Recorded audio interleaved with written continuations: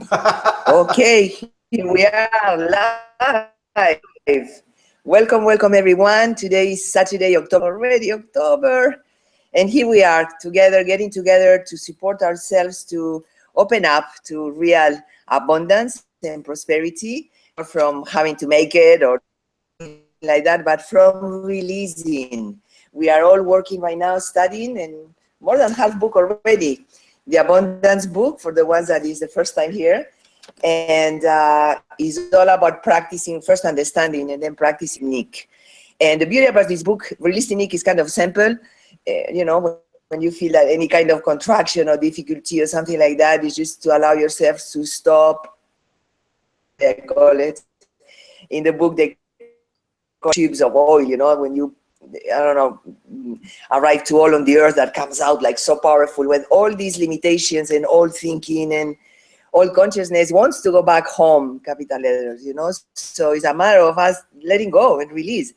So that's what we are doing here with this journey that we are together to open up the space for the real abundance. And what I like about this book, not only is the release technique, but also the ability that it has to take us through different characteristics,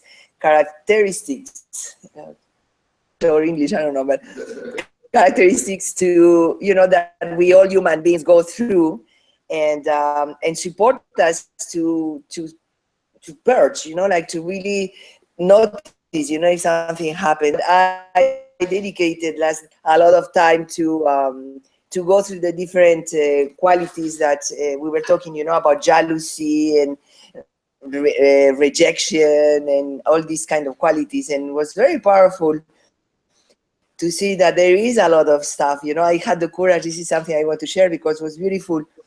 Uh, I say detect, accept, and at one point even share that I was jealous of a woman that I love. I mean, is so beautiful woman. Is part of my family, and she's so successful, more than successful, like and all that stuff.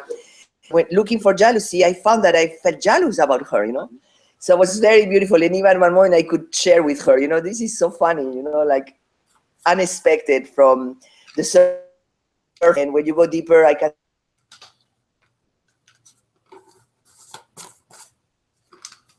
is a lot of Monica, we lost your transmission. Arne, can you talk?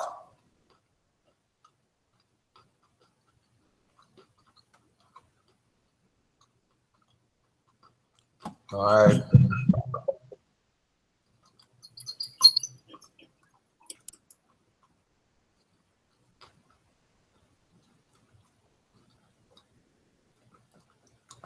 Well, I guess I'll take over then. I think we lost our transmission from Costa Rica. We were having a great time last week talking about pride. Does anybody have anything to add for what they've experienced this week since we did that work last week before we get moving forward in the chapter? Well, I finished chewing. Pride is something also experienced and that we experience with comparing ourselves with other people all the time, looking at other people's lives and constantly comparing the past, future, now, what they did have, do, experience, and what we didn't, or the other way around, or what they could be doing soon. For example, they arrange a nice holiday for themselves just in the future, or we arrange a nice holiday for ourselves in the future, or we decide to buy a new house in future.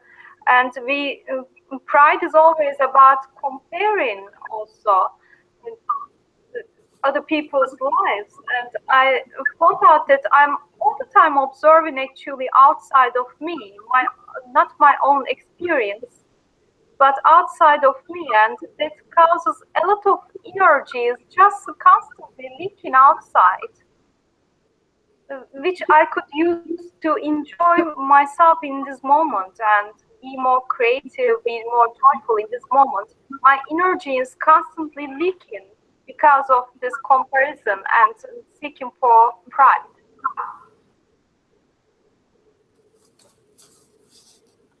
I appreciate that. Celio, any comment?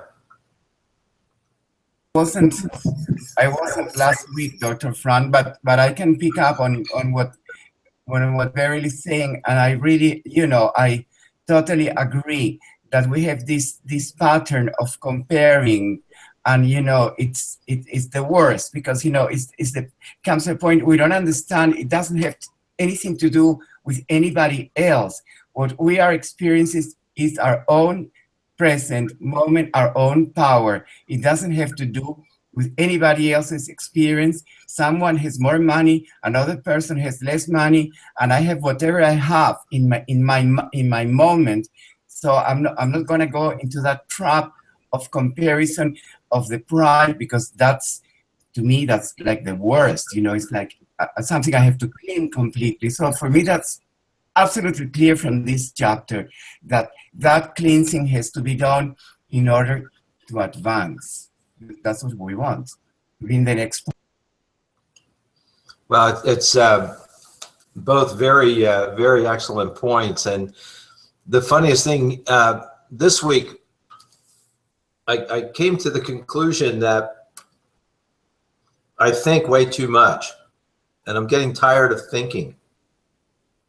And then I thought that it's impossible not to think, because the only way you can stop thinking is to shut off all of your input. And it's interesting, Beryl, that you mentioned, like, as soon as you run into somebody, this comparison, this self-comparison starts, whether it's conscious or subconscious. And, every time someone communicates with you, whether it's an email or a spoken word or a letter or whatever form of communication, it requires you to think. And as soon as you're thinking, you are out of the present moment. You're thinking into the future to answer or respond to the question that they've asked, or you're returning to the past to reflect on things there. And that, again, it's a conundrum. I mean, we have to learn to master our thoughts, but the real key is that I finally decided that all I was going to do was simply feel. I wasn't going to think anymore. How do I feel about the communication I just got, and constantly try and just stay in a good feeling thought, a good feeling place, a good feeling emotion. But no, I want to talk. Arnie, maybe that's why the Buddhists always go to the top of a mountain someplace where nobody can get to them. Yeah, right. That's why we are here. The question is if the jungle telegraph is working or not.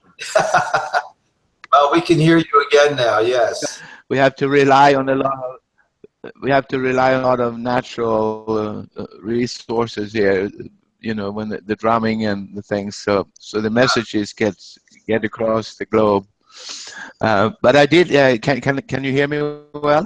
I hear you just fine. You must have fed the hamsters that are running on the treadmill to turn the electric generator. So yeah. We got that. We got monkeys doing that. Oh. But the topic you guys are talking about is very, very important, and the Tibetan tradition background, there is just a tiny crucial adjustment of the thinking, and I'd like to present it and see if it has any bearing on you. So the thinking is going on, and sometimes it can be quite frustrating, and we tell it to shut up and all of this and that. But the The issue is we identify with the thinking and think that we are the ones thinking. We're actually not the, in my experience, we are actually not the thinker. We are seeing a thinking, and then we identify with it and think it is us. Like we're watching a movie on the TV or a screen, and we get so much into the movie that we think we're in the movie. That is happening. So according to the belief or understanding, the Tibetan and what I'm working with, is to not having to get rid of the thinking or stop the thinking or adjust the thinking, but to realize I'm not the thinking, and I can put my attention on the thinking or not but I can actually force the thinking to think certain thoughts, but it's a different entity to connect with it at all. I can look at it, like a dog playing on the floor. Can look. It's not me. I can see it, but I don't need to adjust it because it's not really me. And when we do that, then the frustration around it, when we separate from the we just lost your transmission, and it's very fascinating because what you're describing is that concept or phenomena of exteriorization that we talked about last week, where you literally allow your spiritual self to become separated from the illusion of this body that is ourself. And I love the way you termed it. I mean, we've all discussed the fact that this life that seems so real around us is literally an illusion. It's a construct that we've made in our physical mind to allow us to relate to ourselves, our other people, and our physical universe. But we literally are an illusion within the illusion when you think about it in the purest terms. So the process of exteriorization, where we can allow our spiritual beingness, our greater non-physical self, to assume a position of observation over the illusion of ourselves as a physical being. Very fascinating.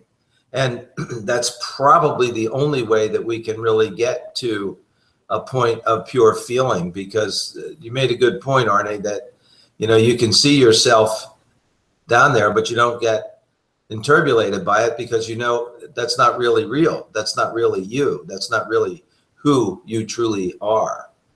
But boy, I'll tell you, that's a difficult it's a difficult mental construct to adopt and operate from on a continuous basis. So, are you guys back? I see your pictures again. Are we in communication with you, or should I just move forward? Okay, I'm just going to go on. We were working with attachment and aversion to pride, and we've come to understand, Celio, for your benefit, that pride is really the sticking point. Pride is the last bastion of the ego to maintain control over everything in ourselves, our thoughts, our universe, etc. And it is the blocking or stopping point between moving from the lower emotions on the point of imperturbability to the upper emotions, the CAP, the courage, acceptance, and peace. So it's a very important point in the emotional scale and in our physical beingness. So we were working on attachment and aversion to it, and we got up to the point about asking the squeezing the lemon question with regard to pride, and that is, imagine never, ever, ever being able to have pride again, being proud of something that you've done. I mean, that's a justifiable feeling, if that brings up an unwanted energy in your stomach or chest, a rejection, a clutching, or resistance, can you just let it go? And more, and even more. And imagine never, ever, ever being able to have pride again. You've lost the ability. Notice if it brings up an unwanted energy in your stomach or chest area, resistance, a clutching. Arnie, you want to say something? Yep, okay. And no, more. I'm good. Could you let go of your entire attachment to pride? Any resistance to saying yes, just allow that energy to come up and allow it to pass through. Remember that we're moving up towards imperturbability, courageousness, acceptance, and peace. And each time we let go, we're moving up. And pride is a big stuck place, a resistant place. Could you let go of your entire attachment to pride? Could you just allow that energy to pass through? Any resistance to saying yes, just let it go. And more, and even more. And you know what occurred to me as I was reading it this time, and it may be a clue, it helped me a little bit, I think, move towards the releasing of pride and diminishing the attachment to pride. How many of us on the phone, and it seems to me everybody I know, are justifiably proud of our creations? It can be a poem, it can be a music piece, it can be a work of art, it can be, a cake, a pie, whatever it is. Anything that we have created into the physical universe out of our thought is a creation. And we are born into this universe as an immortal, spiritual, all-powerful creator. So they're intimately related from what I can see. The key is not attaching significance or judgment, and even more so than judgment, I think significance to it. That's what we do. We are creators. So why should we feel pride in that? It is the human side of us that makes us need to feel pride. We've been creating everything in the universe for all eternity. How could we possibly feel pride over a cupcake? I mean, really, look at Mount Everest, for crying out loud. We created that. So it does make it a little easier if you can sit back and kind of laugh at yourself from that viewpoint, and how insignificant our pride is in any of our creations. And that's not even going to the place where we then subsequently must acknowledge that even the illusion of our creations are just that. They're illusions within an illusion. And we get very attached to it. Think of divorce proceedings, where that ugly cup, or cup and saucer, becomes the source of thousands of dollars in lawyer fees over who gets custody of the thing that neither one of you was even aware of till it became a point of contention. So anyway, I digress. Does anybody have anything to say on attachment to pride now? And does that kind of help move us through that? Let's see if you can hear me this time. I think your point there was very, very accurate. And on the other side, if one doesn't get into the pride or attachment or aversion, the significance, I think it's a key word. Either way, if you hang on significance, then you're not in present time anymore. But if we are not going into that step and we are just looking at the universe that is in front of us, that we are creating, if we look at it with awe, oh my God, and just be in the moment and just float in that beauty and that incredibility without jumping out of that now. So we still, even though we're supposed to not be attached to it, it doesn't mean that we can't experience it. Actually, we have to experience it.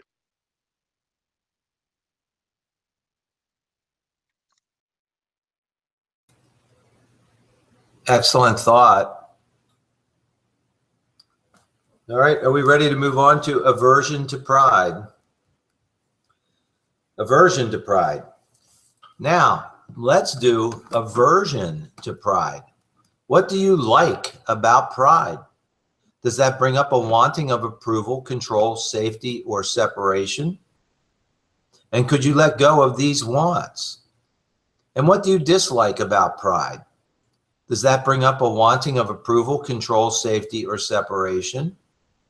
And whichever want it is, can you just allow it to pass through? And what do you like about pride? Does that bring up a wanting of approval, control, safety, or separation? And whichever want it stirs up, can you just let it go? Just allow it to pass through. It's not good, it's not bad. It's just a phenomenon, energy passing through. And what don't you like about pride? Does that bring up a wanting of approval, control, safety, or separation? And whichever one it stirs up, could you just let it go? And now let's ask the squeezing the lemon question with regard to pride. Imagine always being in pride all the time. Wherever you go, you can't stop. See if it brings up a clutching, a resistance, and just allow the energy to come up and allow it to pass through, and more, and even more. Imagine always being in pride. You're going to walk around in pride all the time. You can't stop. And people are going to pop you for it. See if that brings up an unwanted energy, and just allow it to come up and pass through, and more and more. And imagine always being in pride all the time. You're going to be surrounded by other people in pride, and you can't stop. Just notice if it brings up an unwanted energy, a clutching, a resistance, and just allow it to pass through, and more and more. Can you let go of your entire aversion to pride? If there's any resistance to saying yes, let go of resisting. Let go of clutching and just allow that energy to pass through, and more and more. Remember, it's not good, it's not bad. It's just phenomena passing through, and more and even more. Any comments? Well, isn't there also a lovely component in pride?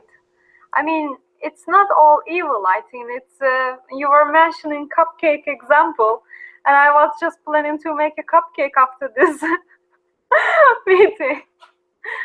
I mean, it's nice to just, I don't know, to say I made this and enjoy it. I mean, isn't there also a fun component, a joyful component in pride? But of course, if we just notice it and use it for joy, for fun, and just focusing on it from outside, knowing that it's pride and just playing with it, isn't it fun also? I mean, when I make a cupcake, is it always like cancel, delete, this nice feeling, and look, I created all universe and this cupcake is nothing to enjoy. I mean, there's also a fun component. What do you say about that? I have something to say. I think there is a the pride is so close to some other sensations like joy and gratitude. So I think what you're talking is more like the joy of creation. And hello, but the pride part is the beginning of the creation is joy, and the second stage, half a second later, is look what I did. That's when the pride came. You know, the joy part is when you're just enjoying, and it's like, wow, this is so incredible. Look what is happening here. And then you turn around and you look, hey, anybody see how good I was now? Isn't that what the pride is, actually?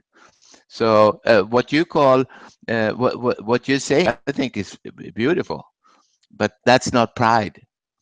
If somebody else has some comment on that, that's my take. Well, I just want to say from here. Oops. Nope. Go.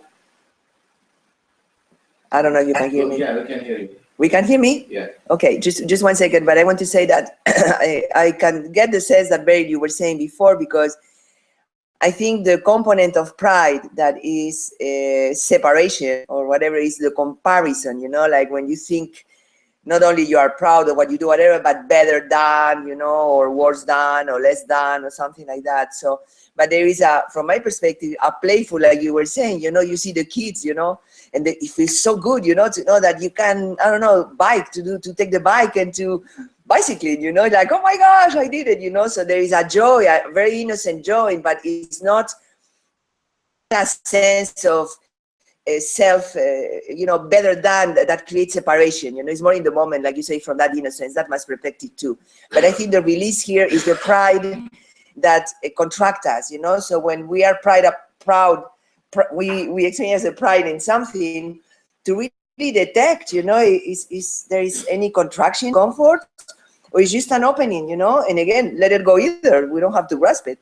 So I think it's very important what you say, Beryl, to distinguish, because it's not like we cannot be playful or innocent or passionate in the moment, you know, my opinion. His voice, I don't know what happened with my throat here, but Sergio, welcome. Because it's very important, this point. And, you know, it's all in the charts of the emotions, what he's talking about, just looking at the charts and, you know, what kind of pride is he talking about? And so we have to be very clear on that to operate. And another point, according to what you just read, Dr. Fran, you know, in this squeezing of the lemon, I see it's so powerful, because once we can operate in that level, then we can be neutral. And to be neutral is essential to operate with, you know, successfully in this world, in business, in any situation, in any emotional problem. Then the pride is not there, the personal, whatever ego thing, and anything of this is there. So we're neutral, and being neutral is an extremely important success point to operate. So I think this is, and I love this book because it's so practical. This is from Massachusetts Technical Institute. So it's extremely practical and scientific how it works. I will actually practice this later with a family situation that I have this same day in a few hours.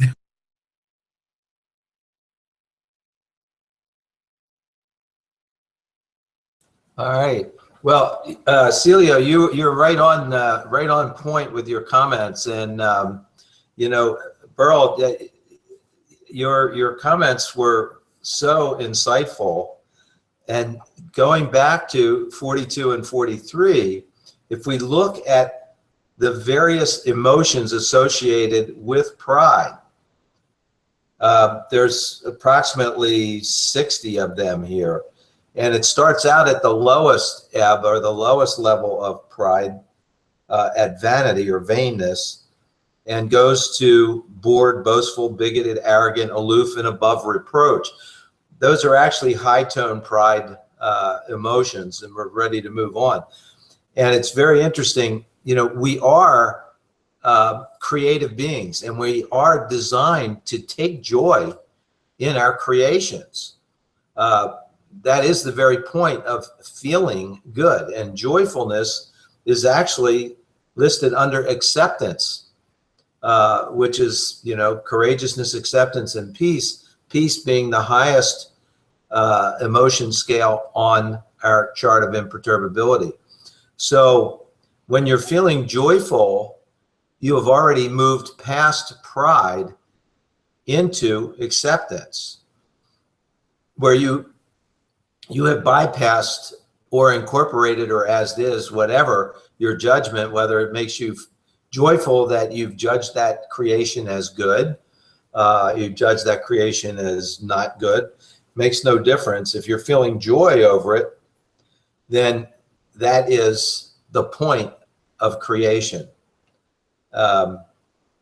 So again, this chart, we keep coming back to this, and it's very common for us to run all of these things together. But I found it extremely enlightening when I saw this chart of emotions broken out from its major categories into all of the viewpoints and variations that comprise that master emotion. Well, good. Let's move on then, because we're coming close to now. Attachment and aversion to resistance. Again, there's so many powerful sections in this whole book, and here's another. Just this is a subsection of this one chapter, and look at all of the gains we've made going through this single chapter. But how many people on the call feel that resistance is an area where, you know, all of us need to focus and maybe gain better insight and ability to control? And my hand goes up first on that, you know. I think it's the bottom line or the final line of everything. We are resisting the joy. We're resisting our perfection, and we're resisting resistance. We're misidentified ourselves as being separate from being the observer. And then we are observing something, and then we say, "Oh my God, how, you know, I shouldn't be this or I shouldn't be that." So staying in the joy is the key, but not even resisting that. Well, your point's well taken, and you know, it seems to me the ultimate resistance is at the ultimate dichotomy between being and recognizing ourselves as immortal spiritual beings and simultaneously recognizing ourselves as mortal physical beings. And that is the primary resistance conflict, it would seem to me. And so it is important for us to come to understanding this. And I'm, you know, I can feel some evolution taking place in understanding, because the reality is there's a favorite saying that, and a book has been written called "Don't Sweat the Small Stuff," and the subcaption to that is, it's all small stuff. And if we look at things on an immortal, eternal perspective, that's absolutely the case. It's all small stuff. We've watched whole cities and countries completely decimated and reduced to rubble in our lifetime and rebuilt. So the opposite of create is destroy. But we also know that we can't truly destroy matter. We can only transmute it.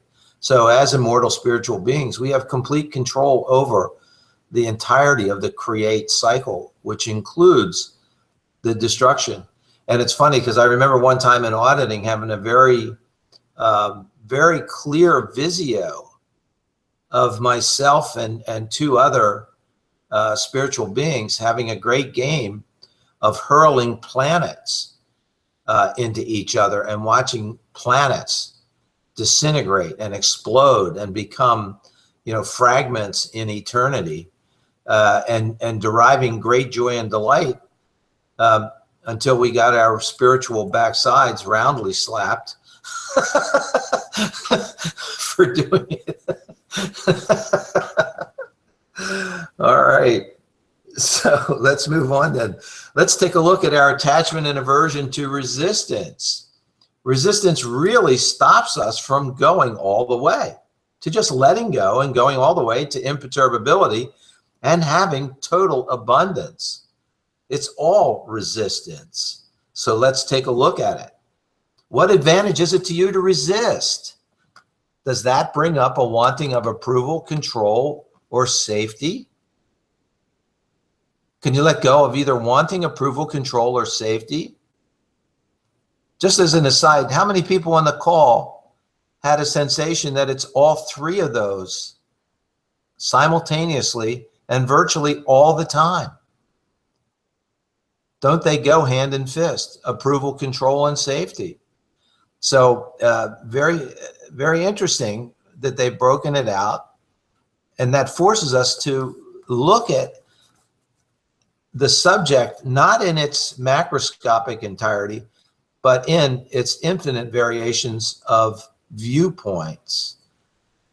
And that's where I believe the progress, it appears to me anyway, that progress is made when you can isolate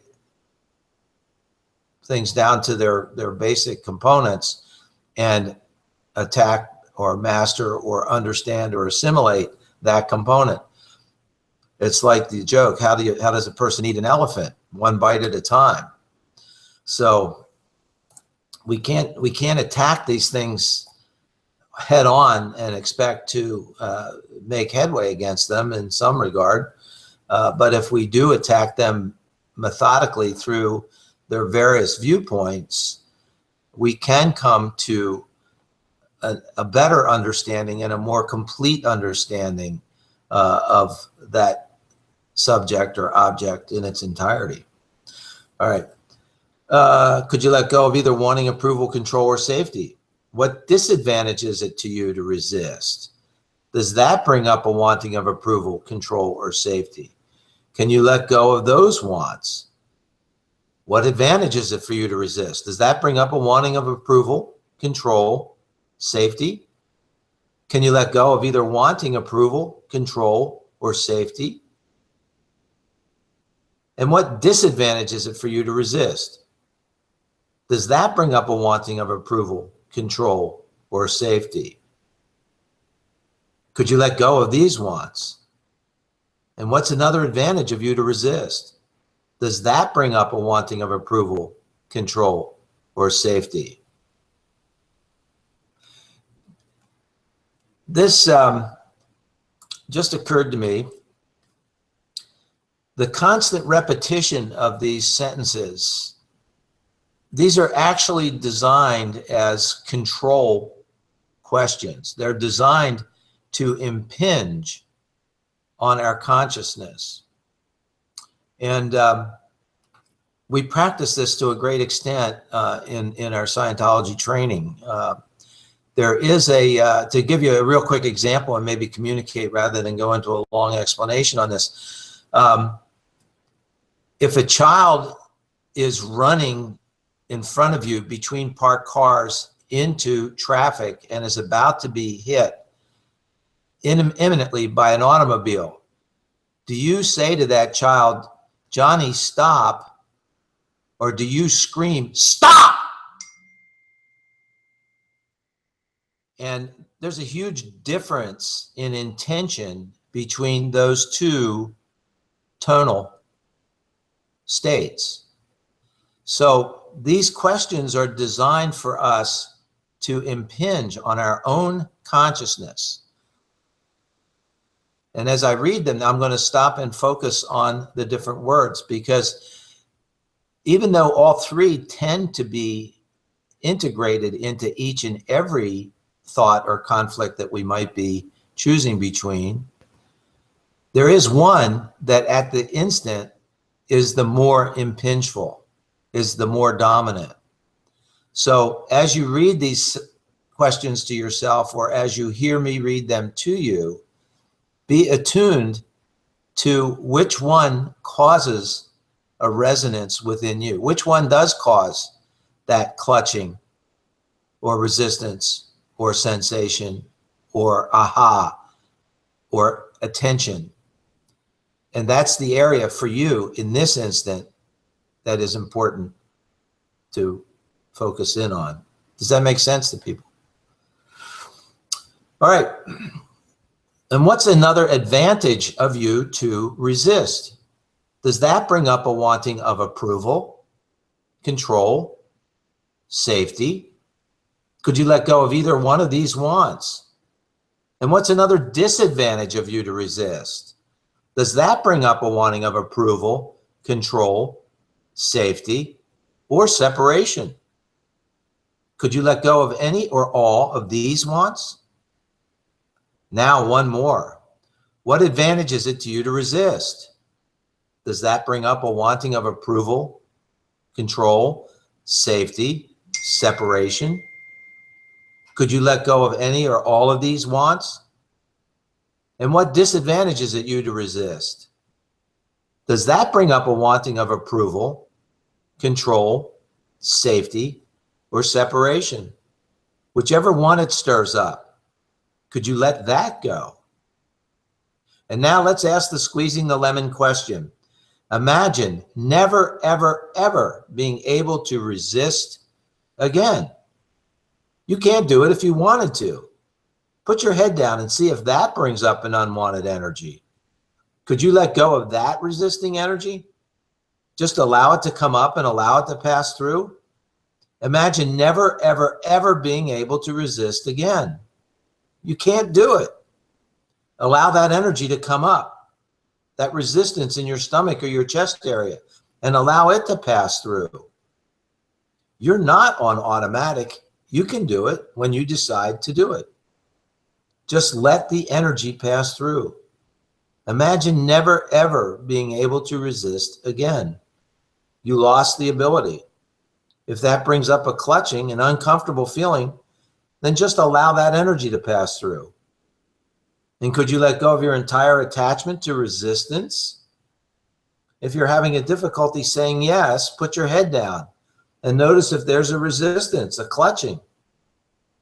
Just allow that energy to come up and pass through. Could you let go of your entire attachment to resistance? Just allow that energy to come up.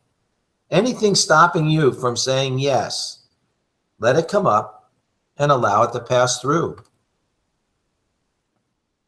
Aversion to resistance. And now let's do the aversion to resistance. What do you like about resistance? Does that bring up a wanting of approval, control, safety, or separation? And could you let go of any or all of these wants? And more and more. And what don't you like about resistance? Does that bring up a wanting of approval, control, safety, or separation? Now, what do you like about resistance? Does that bring up a wanting of approval, control, safety, or separation? Can you let go of these wants? And what don't you like about resistance? Does that bring up a wanting of approval, control, safety, or separation? Can you let go of those wants? And again, what do you like about resistance?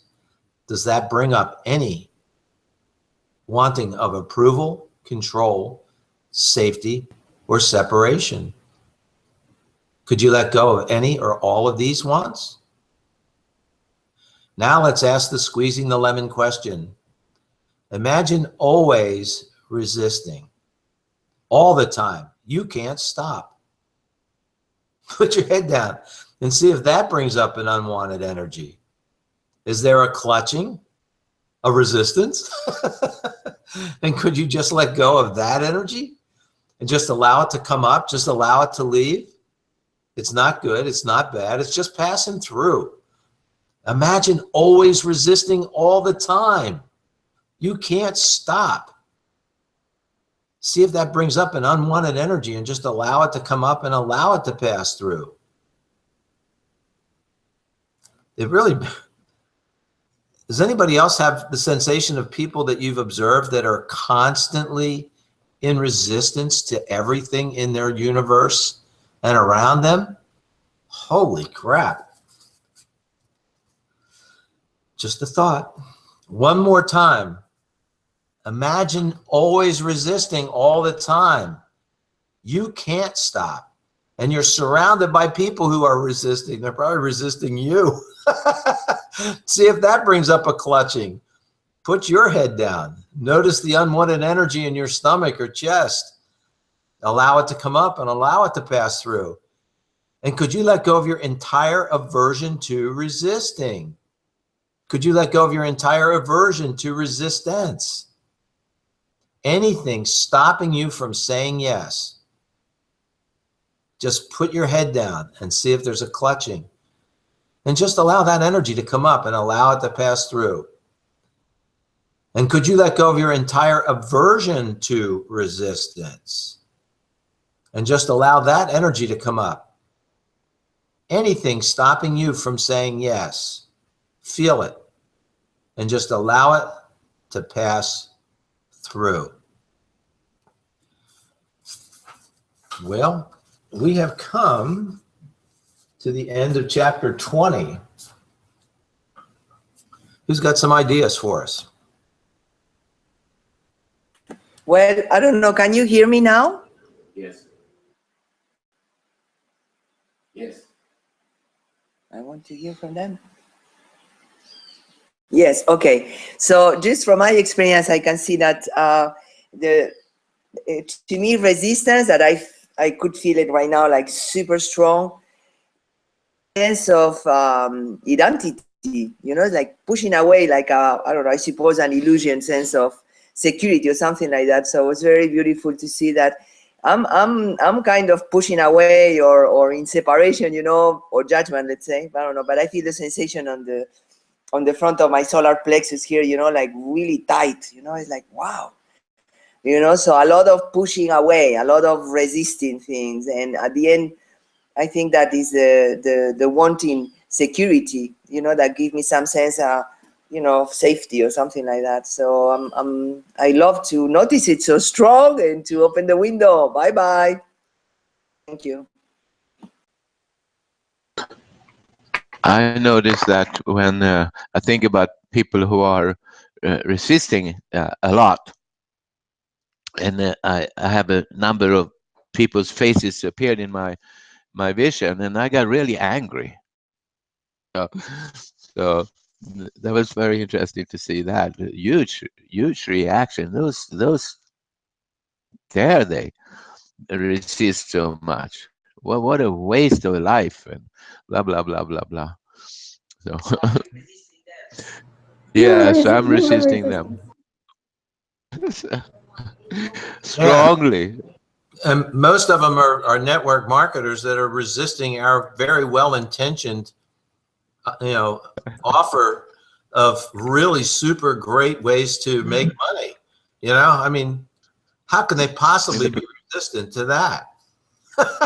As that's a past life.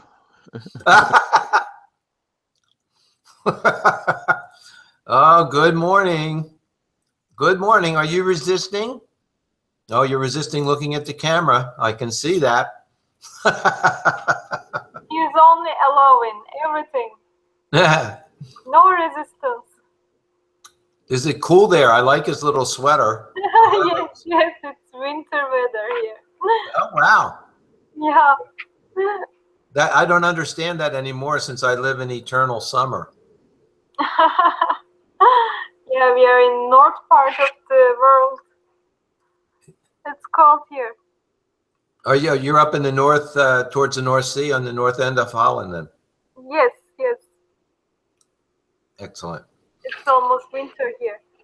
All right. Well, any other comments from our group today? Well, I've got some comments that each time he's asking us to exercise to two extremes. One is assume that never happens anymore, and one is assume that happens all the time and you can never stop it. And practicing two extremes in our minds actually allows us to see that whatever it is we are creating in our minds, in our daily lives, it's generally not those extremes. It's somewhere in the middle. It's not we are never doing this, or we are all the time doing this, never stopping. It's somewhere in the middle, but going to two extreme ends is allowing to us to see actually whatever we make in the middle is we created, and we can go down to deep to nothing too, as we did in this experience. So it allows me more provides me opportunity to see that actually I'm doing whatever it is.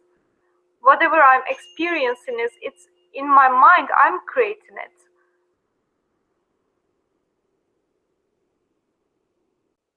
That's a very excellent realization, and you know, that explains so much of behavior, because how many of us have seen people or know people or have friends or acquaintances that from our external viewpoint seem to have everything dialed in perfectly in their life, and yet from their internal perspective, their life is in the toilet.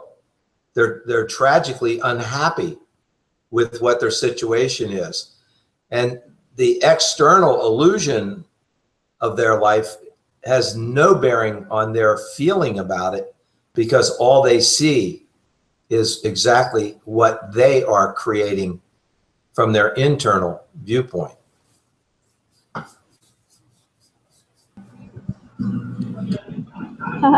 I was relating to what Arnie said too. I have somebody in my life that just finds me very controlling. They tell me that I'm the director and all this, and actually it's my job in relation to them, but I just find it amusing that he gets so plugged in about little things that I do. And to me, it's just normal part of the day.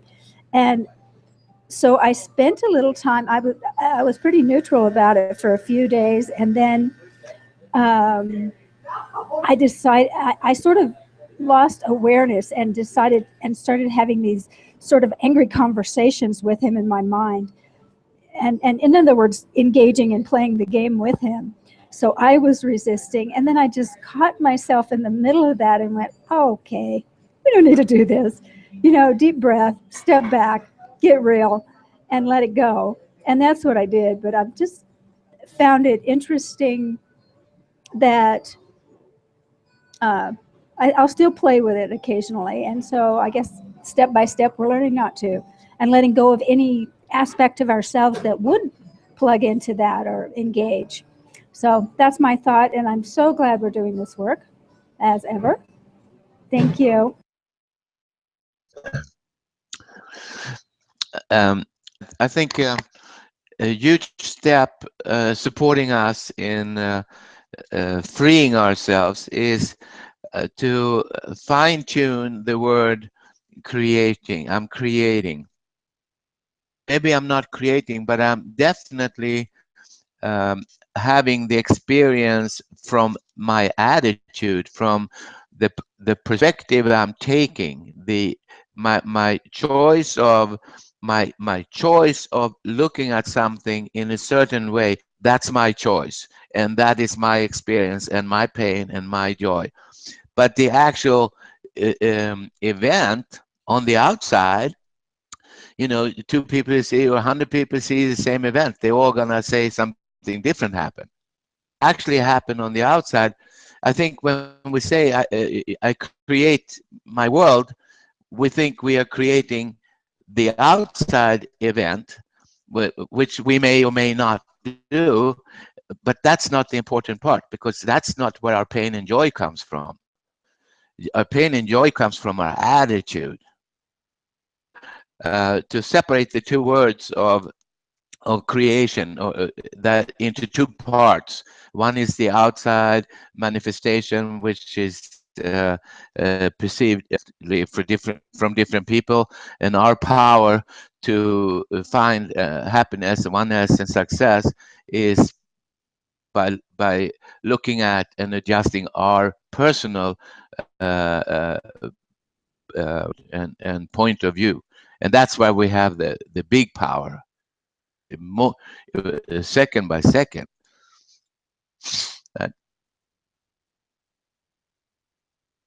Yes, I just wanted to add something very short that Candace brought to me when she spoke right now, and it's the internal conversation. Sometimes we engage in that internal conversation with people and situations that are, you know, with this problem, with this resistance, and then we become resistant. So that was incredible, Candace, that you brought it up, because, you know, it's more than in the outside, like, you know, or whatever situation. In the reality, it's happening in our minds. We're recreating resistance by the internal conversation of people who are in resistance. So just being extremely aware of that in this chapter is so important, because then, as you were saying, we are creating the situation, or we're making it more painful, or, you know, just creating it in the negative sense. So to me, it's incredibly important today to have come to this realization, and I'll be very careful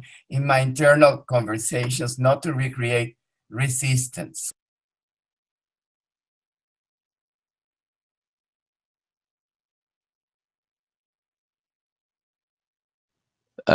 Totally agree with you, Celio and Candace. You know, that's and Candace, to take it in the moment. Is okay? I'm creating. How do I feel right now? I feel like not so good.